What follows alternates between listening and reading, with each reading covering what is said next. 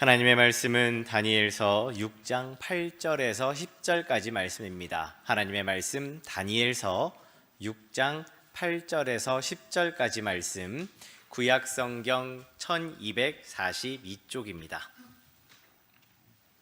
다니엘서 6장 8절에서 10절까지 말씀 제가 받들어 읽겠습니다. 그런즉 왕이여 원하건대 금령을 세우시고 그 조서에 왕의 도장을 찍어 메대와 바사에 고치지 아니하는 규례를 따라 그것을 다시 고치지 못하게 하옵소서 하매, 이에 다리오 왕이 조서에 왕의 도장을 찍어 금령을 내니라.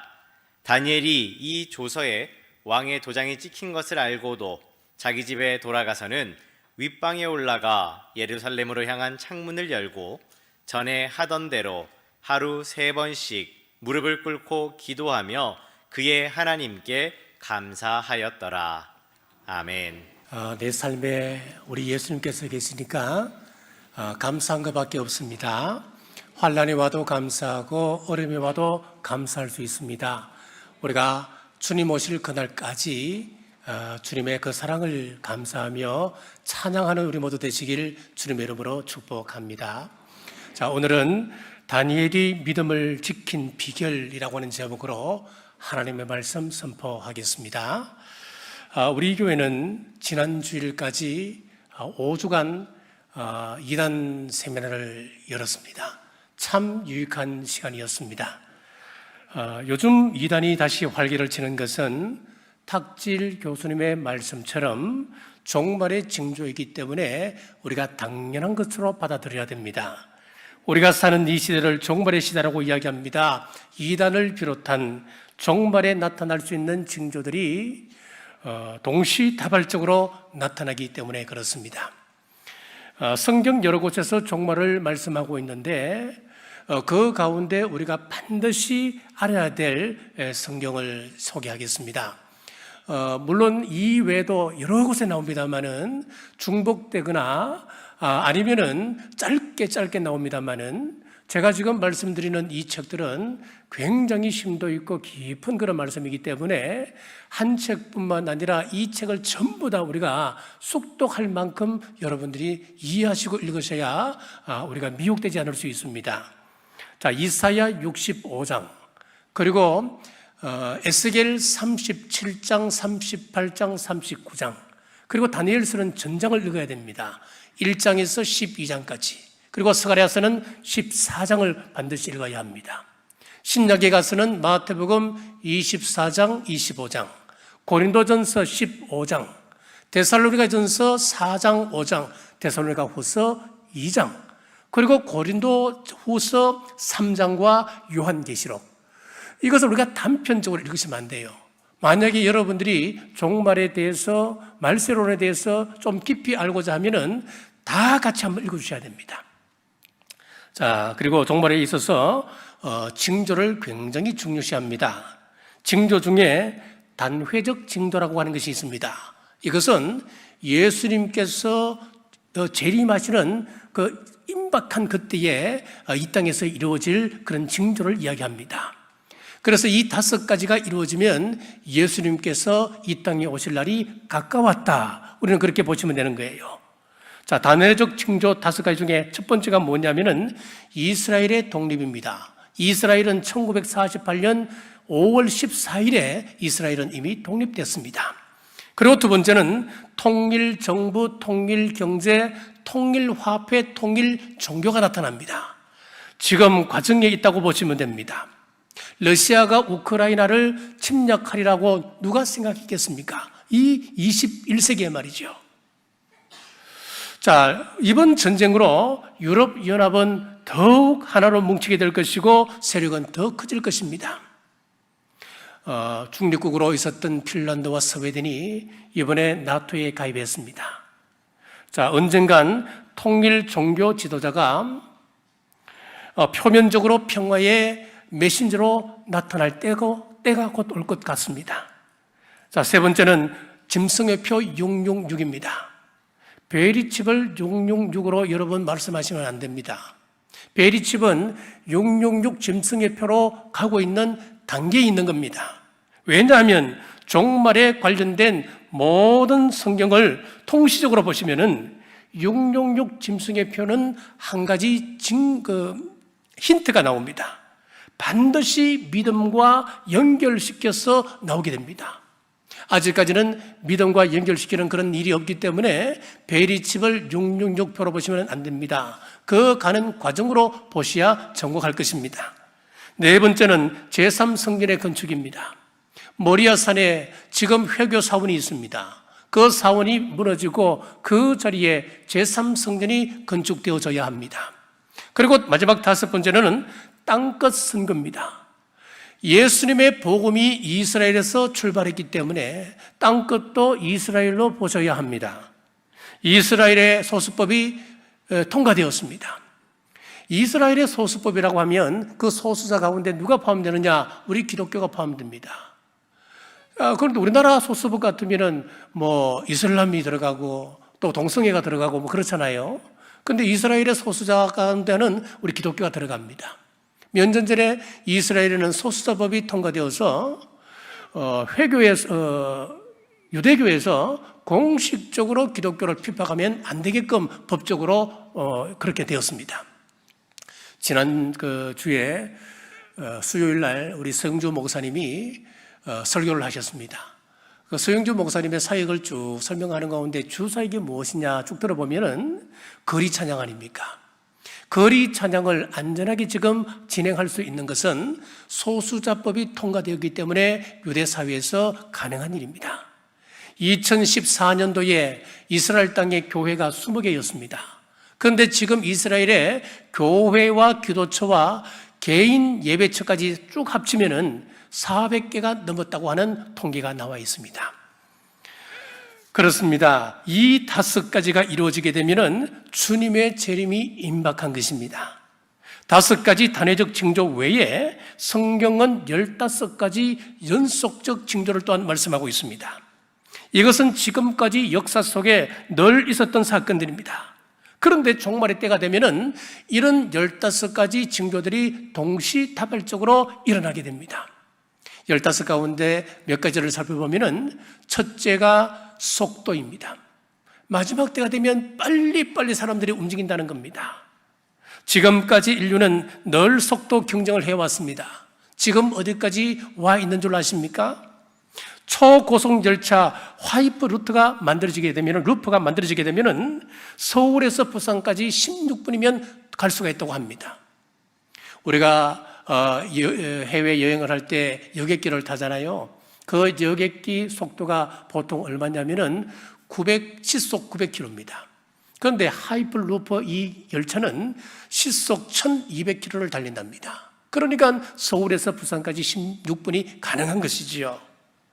인도는 2024년도에 하이퍼루프 열차를 상용화 계획을 세우고 있고, 우리나라는 2026년도에 시범 운행 계획을 세우고 있다고 합니다. 자, 지식이 또한 많아진다 그랬습니다. 상상을 초월한 지식을 우리는 경험하게 될 겁니다. 소프트뱅크 손정희 회장이 인공지능과 연결된 컴퓨터가 나오는데 IQ가 무려 만이라고 이야기합니다. 그런 시대가 곧 올 것이다 라고 소프트뱅크 손정희 회장이 말했습니다. 이 컴퓨터에 규칙을 주입한 것이 아니라 경험을 주입했더니만 그 컴퓨터가 스스로 직관하게 되더라고 하는 이야기입니다. 즉 인간과 똑같은 그런 컴퓨터가 나오게 된다는 겁니다. 이외에도 전쟁이 일어나고 테러가 곳곳에서 발생합니다. 기근이 일어나고 전염병이 전 세계적으로 돌게 됩니다. 지진, 바다 흉룡, 천체 이상, 공해, 그리고 성타락과 이단 등 15가지 연속적 징조가 동시다발적으로 나타나게 되면 주님의 재림이 임박했다. 우리는 짐작할 수 있어야 합니다. 그러니까 이런 징조를 보고 깨어있는 사람은 깨달을 수 있습니다. 자, 우리 사람에게는 오감이 있다 그럽니다. 그런데 동물에게는 우리가 갖고 있지 않은 육감이 있습니다. 인도네시아에 큰 쓰나미가 왔을 때에 쥐들은 이미 알고 전부 다 도망을 쳤다는 이야기 아닙니까? 자, 하지만 우리 인간은 오감밖에 없지만은 미래를 알 수 있는 것이 하나 있습니다. 그것은 바로 성경입니다. 하나님께서 성경을 우리에게 주셔서 내일을 알 수 있도록 했습니다. 하나님께서는 아모스 선지자를 통하여 이렇게 말씀하고 있습니다. 아모스 3장 7절 말씀에 주 여호와께서는 자기의 비밀을 그종 선지자들에게 보이지 아니하시고는 결코 행하심이 없으시리라. 성경의 역사를 보면 항상 그랬습니다. 이 세상을 홍수로 심판하시겠다 하실 때에 어느 날 갑자기 땅이 터지고 하늘에서 비가 내려 이 세상을 홍수로 멸한 것이 아니었습니다. 홍수 전 120년 전에 노아에게 방주를 만들어 대비하게끔 하셨습니다.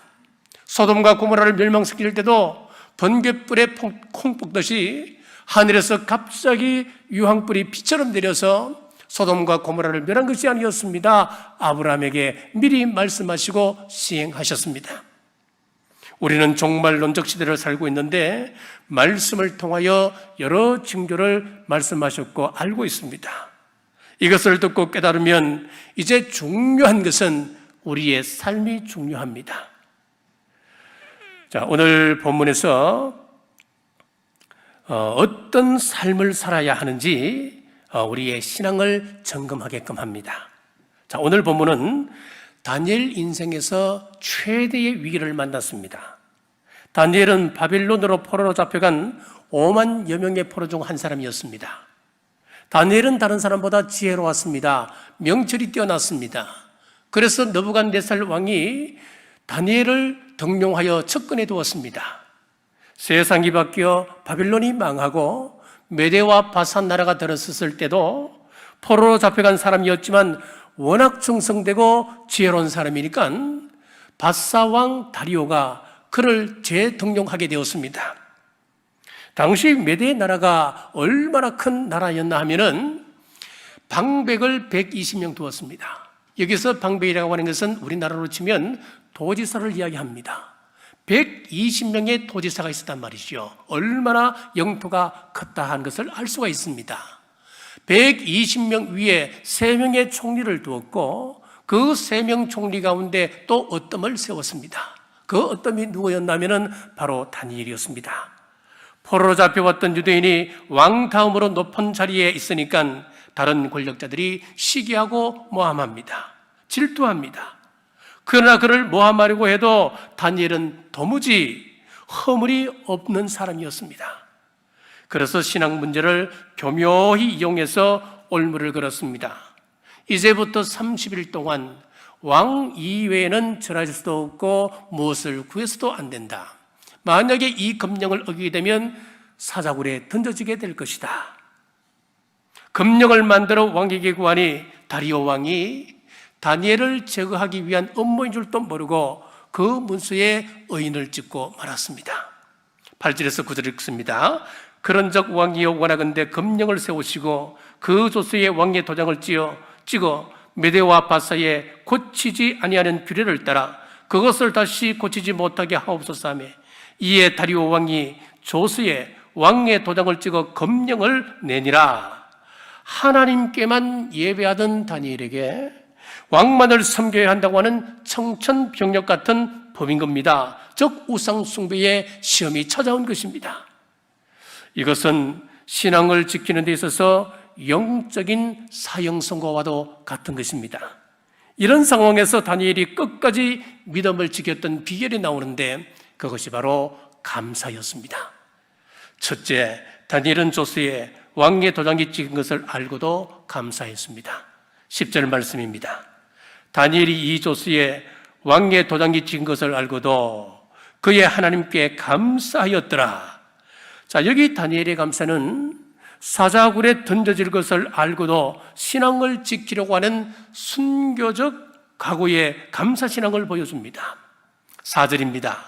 이에 총리들과 고관들이 국사에 대하여 다니엘을 고발할 근거를 찾고자 하였으나 아무 근거 아무 허물도 찾지 못하였으니 이는 그가 충성되어 아무 그릇됨도 없고 아무 허물도 없음이었더라. 다니엘의 허물을 찾지 못하던 그들이 결국 하나님만을 섬기는 신앙을 문제 삼아 다니엘을 시험에 빠지게 하였습니다. 마찬가지입니다. 우리가 하나님 앞에서 신실한 신앙인으로 살아간다고 한다면 세상에 사탄 마귀는 늘 우리 주위에서 호시탐탐 노리고 있습니다. 마지막 시대의 마귀는 할 수만 있다면 믿는 자를 무너뜨리려 합니다. 그래서 그렇게 신앙 좋았던 그 사람이 신앙 다 버리고 적당하게 세상과 타협하며 즐기며 인생을 살아가더란 이야기지요. 자, 그러나 오늘 다니엘은 조수의 도장이 찍히고 사자굴에 던져질 것을 알고도 감사한 것입니다. 마태복음 24장에 보면 예수님께서 제자들에게 예수님 재림 때 일어날 일들에 대해서 말씀하고 계십니다. 그 징조를 보면 나라와 나라가 서로 싸우고 대적하고 사랑이 식어지고 각종 기근과 지진, 천체 이상 등 예수님의 재림에 대해서 구체적으로 상세하게 기록을 하고 있습니다. 말씀 끝에 이런 말씀을 하십니다. 끝까지 견디는 자는 구원을 얻으리라 라고 말씀하고 있습니다. 끝까지 견디게 하는 것이 바로 감사입니다. 주어진 환경을 원망하고 불평하는 것이 아니라 다니엘처럼 순교적 각오로 감사하는 그 사람이 구원을 받는다라고 말씀하고 있습니다. 종말을 이기는 감사신앙이라고 하는 책을 보면은 우리가 종말 시대를 이기는 마지막 최후 신앙으로 무엇을 이야기하느냐? 감사라고 이야기하고 있습니다. 우리가 논리적으로 생각하고 이성적으로 생각하면 이것은 있을 수 없는 이야기입니다. 어떻게 나를 죽이려고 달려드는 저 사람을 향하여 감사가 나올 수 있겠습니까? 그런데 그것 감사로 받아들여야 이긴다는 겁니다. 자, 이런 탁월한 처방이 있지만은 감사하지 못하는 것은 우리에게 욕심과 탐심이 있기 때문에 그렇습니다. 자, 계명성 천사가 있었습니다. 이 천사는 천사장이었습니다. 찬양을 맡은 사람이었습니다. 하나님 보호자 곁에서 늘 찬양 올리는 그런 천사가 계명성 천사였습니다. 얼마나 영광스러운 자리입니까? 얼마나 복된 자리입니까? 그런데 이 천사가 감사하지 못하였습니다. 하나님은 높은 보좌에 앉아 계시고 그리고 이 세상의 모든 영광과 찬송을 그분이 홀로 받으시니까 이 천사가 시기가 나고 질투가 나기 시작하는 겁니다. 원망 불평하기 시작했습니다. 그래서 반란을 일으키다가 하나님에게 쫓겨나서 사탄이 되고 말았던 것입니다. 이것이 바로 욕심과 탐심의 결과입니다. 사랑하는 여러분, 세상은 점점 각박해져 가고 있고 신앙생활은 점점 힘들어져 갑니다. 이러한 때 다니엘의 감사신앙으로 무장하시는 우리 모든 성도님들 되시길 주님의 이름으로 축복합니다. 둘째, 전에 하던 대로 감사했습니다. 10절 중반절입니다. 전에 하던 대로 그의 하나님께 감사하였더라. 자, 여기서 전에 하던 대로라고 하는 이 말씀을 보면은 감사라고 하는 것은 다니엘에게 있어서 거룩한 습관이었다라고 하는 것을 알 수가 있습니다. 어느 날 갑자기 마음이 동하여 감사한 것이 아니었습니다. 그런 늘 평소에 감사가 생활화되었던 사람이었다라고 하는 것을 가르치고 있는 거예요. 자, 우리 몸이 하루에 일하는 것을 보면은 숨을 몇 번 쉬느냐? 23,000번 정도 숨을 쉰다고 합니다. 우리의 심장은 몇 번 뛸까요? 하루에 약 한 10만 번 정도 우리 심장이 뜁니다. 그럼 우리의 혈액은 얼마나 돌까요? 하루에 우리 온몸을 2억 7천만 킬로미터를 돈다고 그럽니다. 놀라운 일이지요. 우리 혈액이 우리 몸을 하루에 도는 그 거리를 재보면은 달에서 왔다 갔다 하는 왕복거리라는 거예요. 자, 그런데 이 모든 일들이 약간만 차질이 생겨도 우리는 곧 죽음을 맞게 됩니다.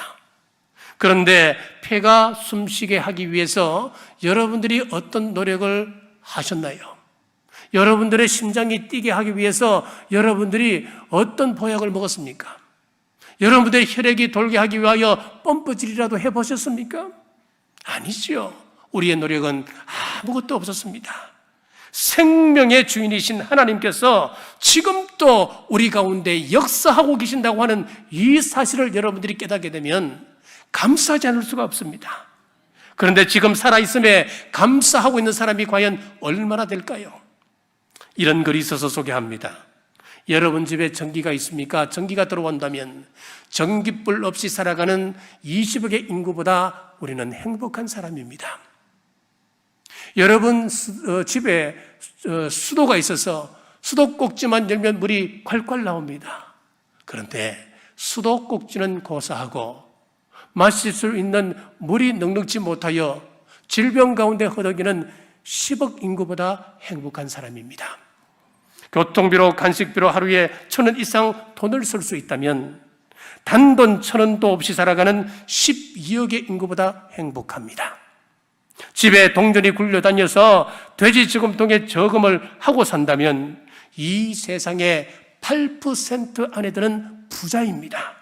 이 세상에는 은행에 단돈 1원도 없이 살아가는 사람이 92%라고 하는 것입니다. 하루에 단 한 끼라도 따뜻하게 조리된 음식을 드실 수 있습니까? 그렇다면 감사하십시오. 이 세상에는 먹을 것이 변변찮아서 영양실조로 고통당하는 사람이 8억입니다.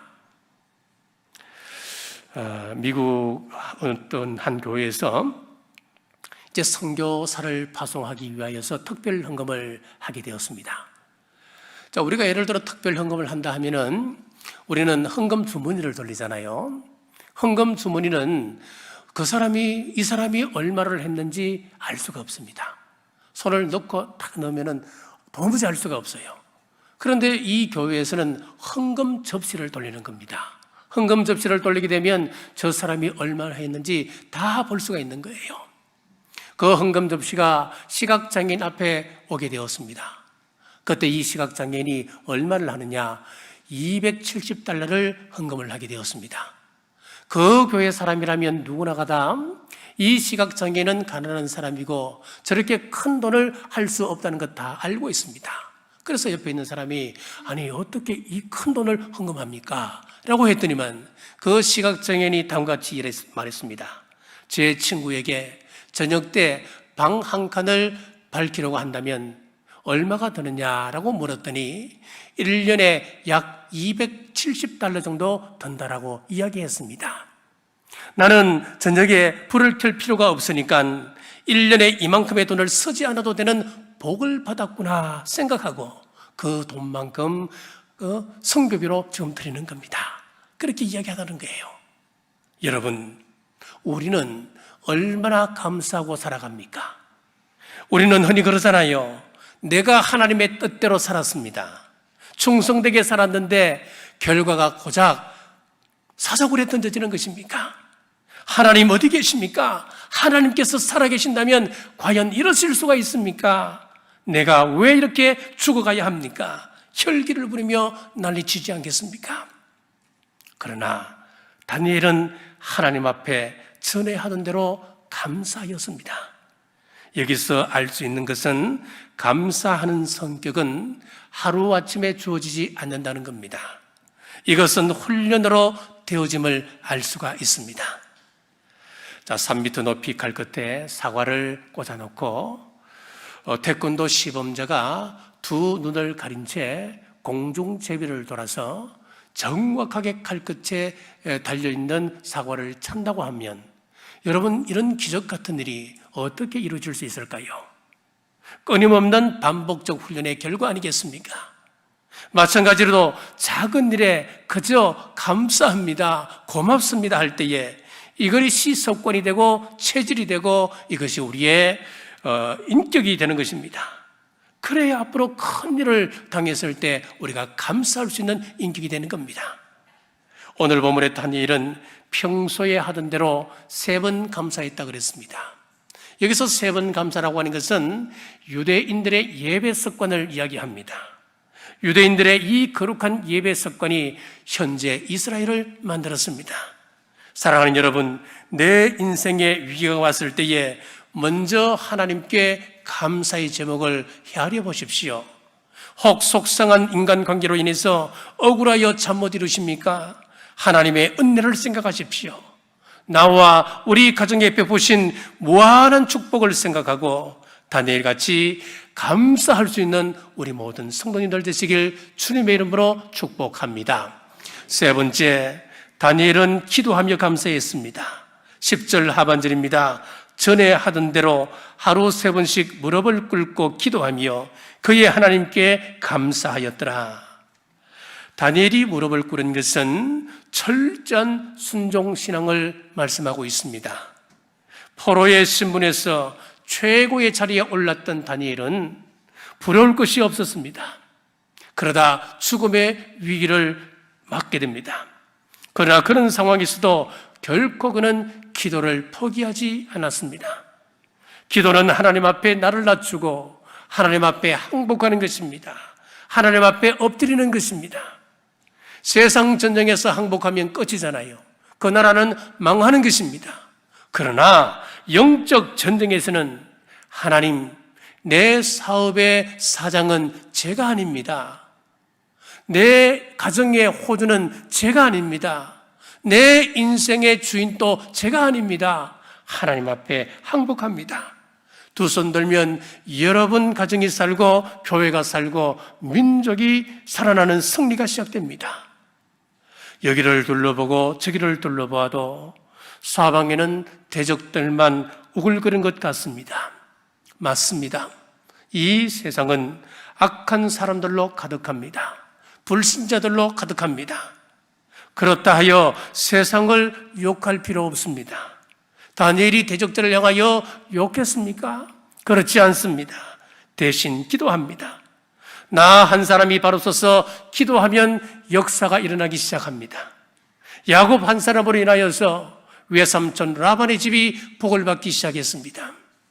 요셉 한 사람으로 인하여 보디발의 집이 복을 받았고 애굽 전체가 복을 누리게 되었습니다.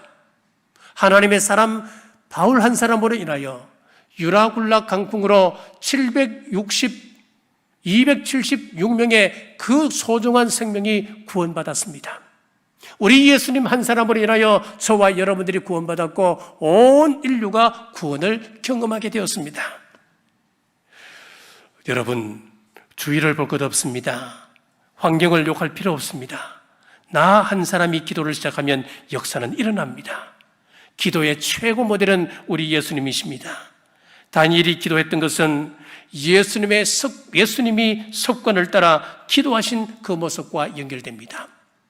누가복음 22장 39절에 보시면 예수께서 나가사 습관을 따라 감람산에 가시매 제자들도 따라갔더니 누가복음의 말씀처럼 예수님이 기도하신 그 모습은 거룩한 습관 그 자체였습니다.